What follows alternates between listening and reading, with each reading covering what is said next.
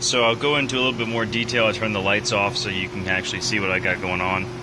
I took 1/2-inch copper pipe. I believe that's 1/2 inch. I was airbrushing today, sorry.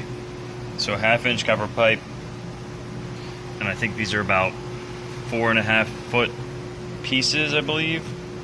About 6 inches, 4.5 foot up, 6 inches, 4.5 foot down. At the bottom of each, I have a gas valve that just bleeds off each downspout. So it's when it goes down, the air is going down, bleed it off.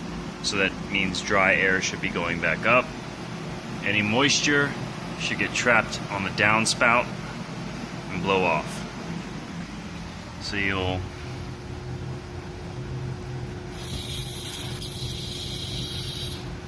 a lot of moisture. I haven't done this in a while.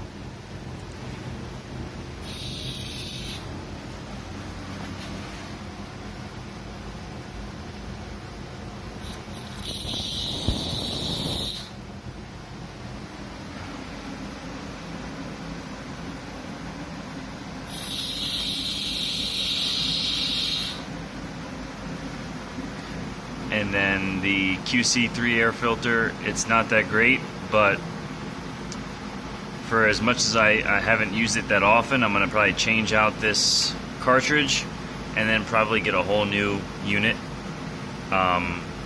pretty quickly, because I've done a lot more than I expected to.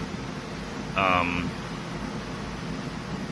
then I've got a little air dryer there,